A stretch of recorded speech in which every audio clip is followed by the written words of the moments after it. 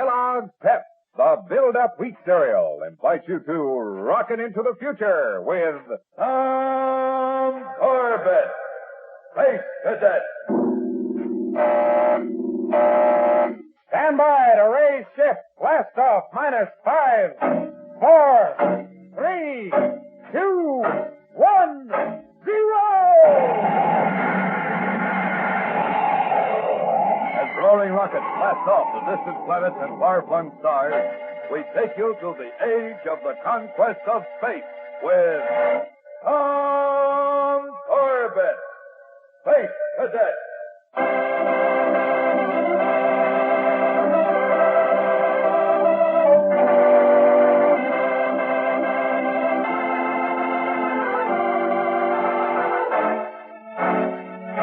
3 times in the past 14 years, a mysterious form of death striking from space has claimed the lives of solar guardsmen while on Comet Watch patrol in Sector 7.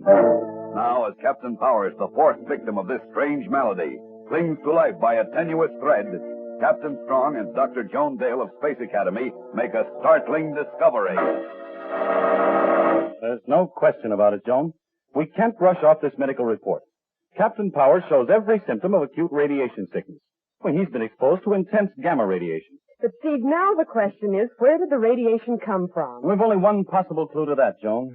The last thing Captain Powers saw before he collapsed was a strange asteroid that seemed to be giving off sparks. Well, that could have been his imagination. He was a very sick man. His little son, Jody, who was with him at the time, saw the same thing. Yes, but Jody's just a child with a big imagination. How can you take his word for it? That's true, Joan. And I would feel the same way you do, but when my boys on the Polaris took over the Comet Watch in Sector 7, they saw it too. No, there can't be any doubt about it, Joan. That strange asteroid that seems to give off sparks is an asteroid of death, and it must be destroyed.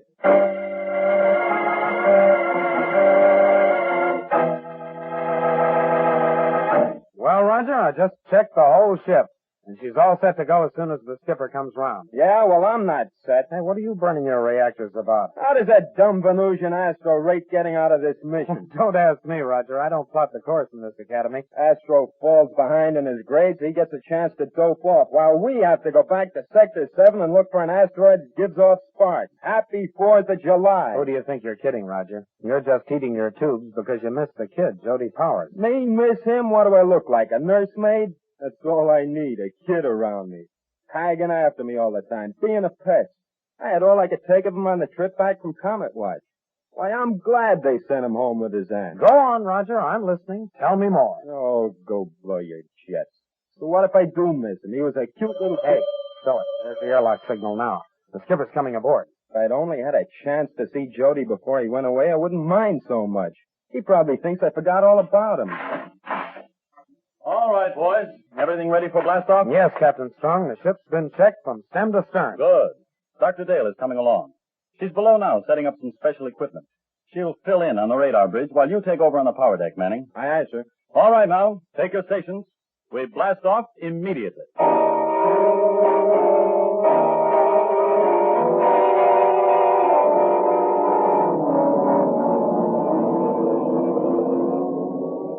Control deck to radar bridge. Check in. Radar bridge, aye. What's our position, Joan? Crossing Mars orbit, should reach destination shortly. All right. Patch in your scanner down here and join us on the control deck. Right, Steve. Corbett, tell Manning to come up here, too. All right, sir. Control deck to power deck. Power deck, aye. Cut space speed 1/4, Roger, and report up here. It's about time. This chicken coop is driving me space happy. Your friend Manning seems to have a chip on his shoulder. Oh, not really, sir. He misses Jody Powers. What? Well, that's a great combination. Roger Manning and little Jody. Well, I can't understand it either, sir. Astro and I made a big fuss over Jody when we had him on Comet Watch, but he ignored us. Roger brushed him off, and the kid followed him around like a little puppy. They became great pals. Radar bridge is secure, Steve. Oh, good. Well, Joan, say, you look a little tired. No, not tired. Just a little nervous. Cap Manning reporting. Stand easy, Manning. I just want to get everything organized. We're nearing our goal. I don't know whether we're going to find that meteor, but we're going to comb every inch of space in this orbit. I'm setting up a continuous heel and toe watch. Everyone will be in for long stretches of duty. Sir, you really think that floating spark plug was the cause of Captain Powers' illness? I'm positive, but we still have to prove it. Now, any questions? No, sir. All right, Dr. Dale and I will take the first watch. You two are relieved for the next 2 hours. Aye, sir. Now, come on, Roger. Let's hit the sack.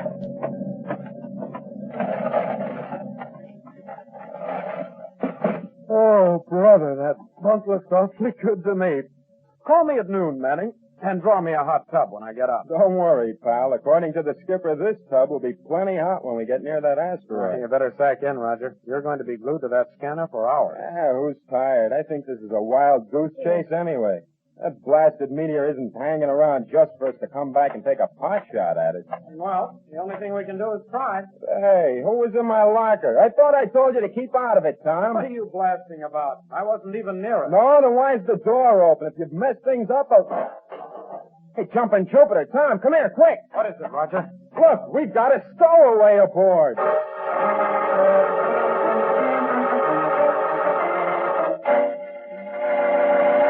We'll return to the exciting adventures of Tom Corbett, Space Cadet, in just a moment. So stand by. Spaceman, how would you like to have a cutout collection showing pictures of all your favorite Space Cadets? Well, that collection is waiting for you right now down at the grocery store. On the back of every regular-sized package of Kellogg's Pep, you'll find an exciting picture cutout of one of your favorite Space Cadets. There's a picture of Astro, Tom Corbett, Roger Manning, and Dr. Joan Dale.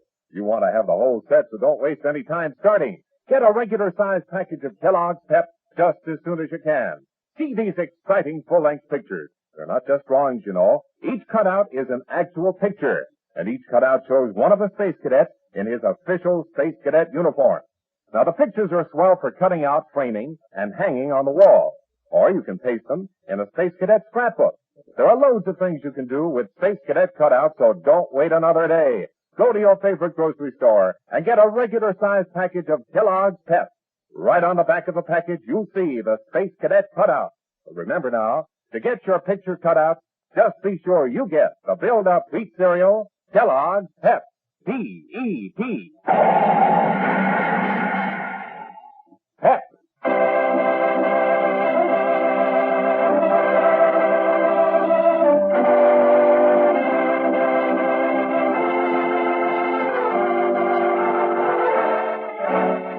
As Captain Strong, Dr. Dale, and the crew of the Polaris rocket through space in a desperate search for the strange asteroid that has caused the deaths of 3 Solar Guard officers, Tom and Roger discover a stowaway aboard ship. Now, on the control deck, Captain Strong watches Dr. Dale anxiously. What's the matter, Joan? You've been sitting in that chair watching that scanner without saying a word. Now, what's on your mind? A lot of things, Steve. Especially that asteroid. I just don't know what to make of it. If it really is the cause of the trouble, it must be radioactive. Well, that's no problem. We'll find it and destroy it. Well, it isn't as simple as all that, Steve. For one thing, it's dangerous. But that isn't what's bothering me. Just what is this asteroid, and what makes it so different? Captain Strong. Well, up so soon, Corbett? Well, we shouldn't sleep, sir. We have a little problem. Well, one more problem shouldn't make any difference. What's yours? Well, this one came up rather unexpectedly, sir. Well, out with it. Sir, we have a stowaway. A stowaway? Yes, sir. Bring him in, Roger. Okay, Tom. Here he is, sir. Jody Powers. Great galaxy, where did you find it? In my locker, sir, fast asleep. He's been there all the time. Well, that's just fine. Jody, you put us in a bad spot. Why did you do it? I don't know, sir. I just didn't want to go home. I didn't mean to cause any trouble. Well, this sure throws a monkey wrench into our plans. Why, sir? He's no trouble. I'll see to it that he keeps out of the way. This isn't a pleasure cruise, Manning. We have work to do. Dangerous work, and we can't be worrying about a child. Well, I'll have to notify the Academy. They'll order it back for sure. Can't we just forget about notifying the Academy, sir? Absolutely not. We can't take the chance. Jody must be taken back. Steve, the space warning. Switch on the scanner, quick. Pretty good-sized blip, sir. Corbett, pick this up on the magnoscope. Aye, sir. There it is, sir. It isn't too clear. Can you get it sharper, Corbett? Raise it to maximum magnipower. Something Saturn, look, sir. Well, we can forget about taking Jody back now. He's in this with the rest of us. Sparkling asteroid. No doubt about it, sir. There's our space firecracker. Once you've seen it, you can't forget it. What a lucky break. That floating spark plug must have been out looking for us. So now the question is, what are we going to do about Jody? Oh, don't worry, sir. I'll take care of him. We'll need every hand on deck. Take him into the bunk room and see that he stays there. Yes, sir. Come on, Jody. I hope you're not mad at me, Roger. Of course not, Jody. I'm glad to have you aboard. Well, Joan, What do you make of the asteroid? I don't know, Steve. I've never seen anything like it. We'll have to move in much closer before I'll know what it's all about. Jody secure, sir. He promised to stay in there. Thanks, Manning. All right, cadets. We'll get as close to the meteor as we can. Dr. Dale will watch for any increase of radioactivity in the ship so that you can prepare for it. But break out your spacesuits and have them ready. Why, sir? Are we going outside the ship? Who knows?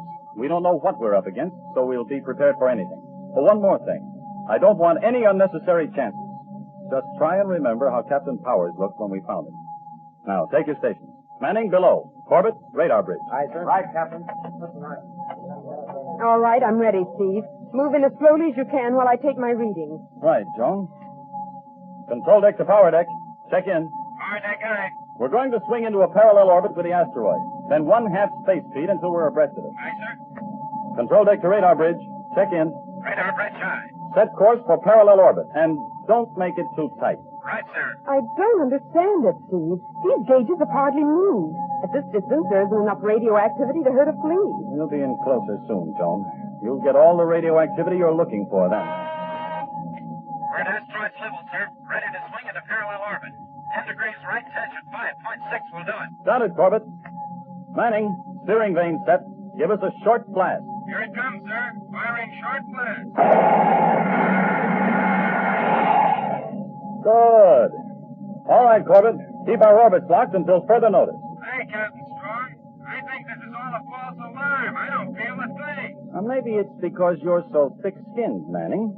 Just follow orders and keep your opinions to yourself. Aye, aye, sir. Steve, I don't understand this. We're much closer now, and still all I get is just a slight increase in gamma ray activity. Nothing like what I expected to find. What do you make of it? Well, if this is all the radiation we're going to get from that asteroid, we'll have to find another reason for Captain Powers' illness. Well, then we're right back where we started from. We may as well give up and head back to Earth. Wait, Steve, there's another thing I don't understand. Those flashes on the surface, those sparks. I keep wondering about the composition of that asteroid. Oh, well, there's only one way to find out. I'll go over and get a piece of it. That'll answer all your questions. I hope it will, Steve, but I still can't help feeling there's something terribly wrong. Come now, Joan. I'll hop over there in the jet boat and get your sample. You can take it back to your laboratory and examine it. Hello, Corbett. Right, sir. Take over on the control deck with Dr. Dale. I'm going over to the asteroid with Roger. Right, sir. Steve, promise me you'll be careful. Oh, but, Joan, there's nothing to worry about. You said there wasn't enough radiation to harm a flea. I know, but something about that asteroid rings a warning bell in my mind. I just don't know what it is, and I just can't help feeling there's danger out there. Terrible danger.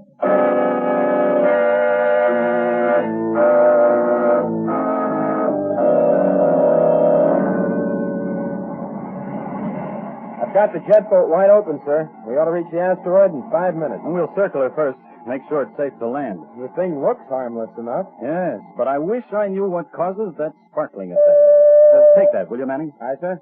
Manning here. Manning, this is Dr. Dale. Is everything all right? Yes, everything's fine, ma'am. It's a little quiet out here. Not much traffic. Well, keep calling in regularly, please. Let me talk to her, Manning.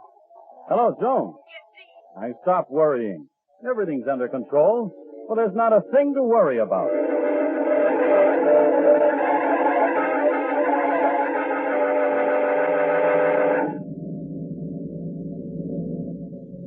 The jet boat is circling the asteroid, Dr. Dale. Everything looks okay. Call them again, Oh, Tom. ma'am, we just spoke to them a couple of minutes ago. I know, but I'll feel better if we maintain contact. Yes, ma'am. Hello, jet boat. Come in. What do you want now, Junior? Why'd you stop bothering us? Just checking, Roger. Say, can you clear up your transmission? We're getting a lot of noise. What'd you say? A lot of interference. Keep that channel open, Corbett. Maintain radio contact. Roger, can you hear me? Roger. Dr. Dale, I've lost them. It's impossible to get through that interference.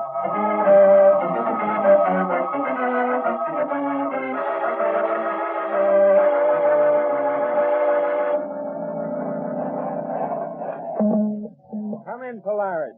Tom, come in. No use, Captain Strong. We can't get through that static. Well, it doesn't matter. We're almost ready to land on the asteroid anyway. Shift our heading 2 degrees down, and we'll hit the bullseye.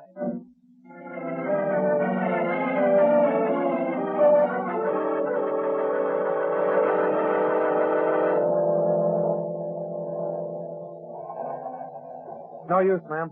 I can't get through to the jet boat. That hatch is too heavy. And they're getting closer to the asteroid every second. Can I come out now? Jody. Oh, you poor child. We forgot all about you. It's awful lonesome in there.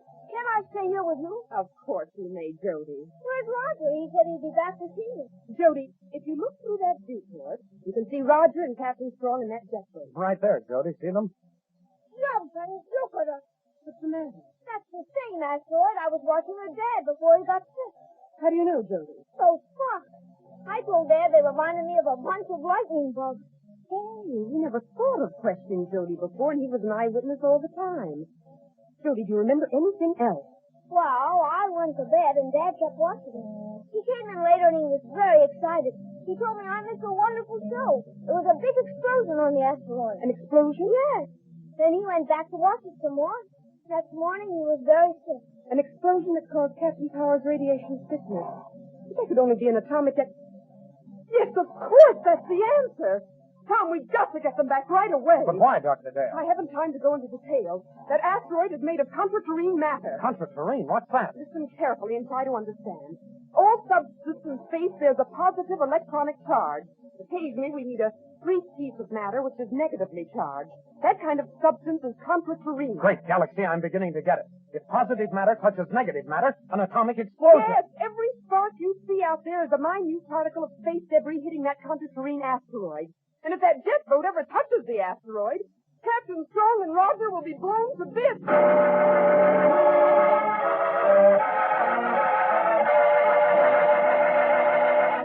We'll return to the exciting adventures of Tom Corbett, Space Cadet, in just a moment. So stand by. Spacemen, stand by for an important message from Tom Corbett. Before Tom started out on his latest mission, he made a special teleceiver recording of some things he wanted to tell all spacemen about Kellogg's Pep. So, take it away, message control. Cadet Corbett speaking. I just want to tell you all how important it is to eat Kellogg's Pep. First of all, when you eat Kellogg's Pep for breakfast, you don't have to worry about getting enough vitamin D. There's a whole day's supply in every serving of Kellogg's Pep. And besides vitamin D, you get vitamin B1. And you know that's essential. And because Kellogg's Pep is whole wheat, you get many other necessary food values that help you build strong bones and muscles. When you put all that together, it means Pep gives you more build-up food values than any other wheat flake. And just to top it off, Pep rates #1 for flavor in mess halls all over the solar system, as well as right here at Space Academy. So take a tip from me, spacemen. Start your day with Kellogg's Pep. Hear that, spacemen? And it's just like Tom Corbett says, for vitamin D and vitamin B1. For build-up food values and for that whole wheat and malt flavor, get Kellogg's Pep. And remember, there's an exciting Space Cadet picture cutout right on the back of every package of the build-up wheat cereal, Kellogg's Pep. P-E-P. Pep.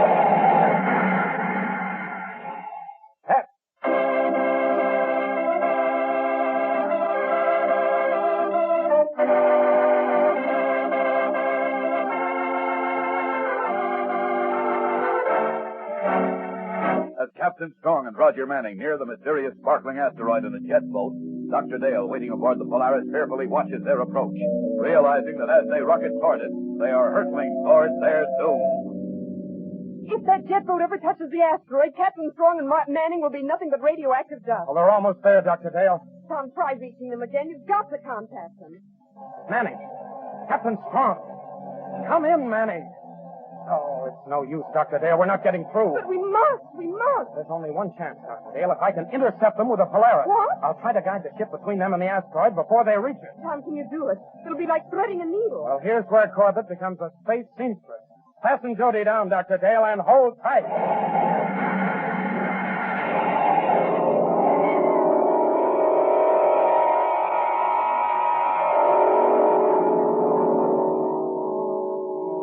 We're closing in on the asteroid, sir. We're no more than 5 miles away. At 10,000 feet, cut your relative speed down to 10 foot-seconds. From there, we'll break by eye. Now that I've got a close look, I think we've been cruising in the wrong orbit. That asteroid looks pretty harmless to me. I wouldn't be surprised. Have you been able to raise the Polaris? No, sir. Too much static. Say, wait a minute, Skipper. Doesn't that look as if the Polaris is coming toward us? That's just an illusion, Roger. Movement and distance are very deceptive in space. They have no reason to be moving toward us. Keep going.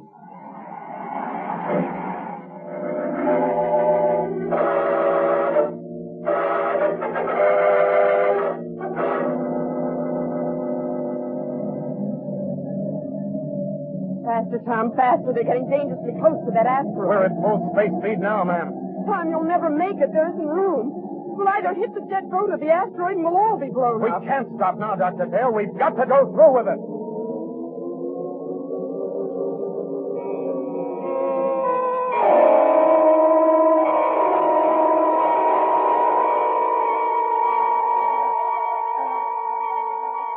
Stand by to cut the motor, Roger. We'll drift in.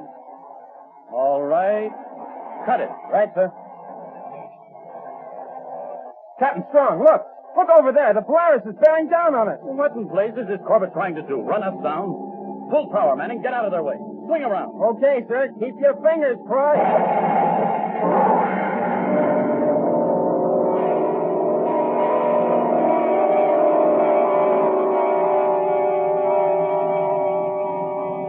Great Jupiter. I never thought I'd see the inside of the Polaris again. Oh, Steve, it was so close, but Tom had to do it. Yeah, but have you any idea what it looks like to have a mountain of steel bearing down on you? We were very lucky, all of us. And it was little Jody who gave us the clue that made me realize our asteroid of death was contraterrene. Well, where do we go from here, Dr. Dale? What do we do about it? Now that we know the asteroid is made up of negative matter, it'll be a simple thing to destroy it. By pushing an equal amount of positive matter against it, it will blow itself up. Good idea, John. You know, Roger, I never thought I'd be so glad to see that ugly face of yours again. Yeah, it'll take more than a contraterrene asteroid to get rid of me. And by the way, where'd you ever learn to pilot a spaceship? Roger, are you all right? Oh, sure thing, Jody. Nothing can KO your Uncle Roger. Uncle? Oh, brother. And there's the real hero. If anyone deserves the Spaceman Medal of Honor, it's our little stowaway. He certainly does. Cadet Jody Powers, attention. Yes, sir. The crew of the Polaris salutes you.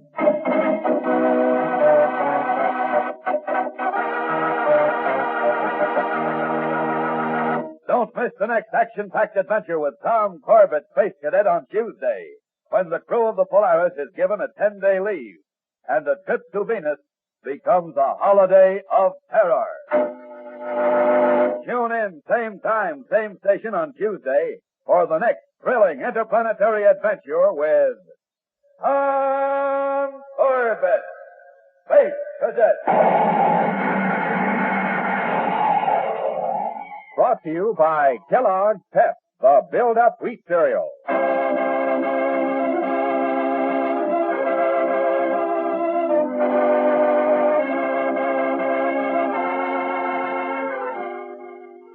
Tom Corbett, Space Cadet, starring Frankie Thomas, can also be seen on television and appears in the comic sections of many of America's leading newspapers. Look for it daily and in weekend editions.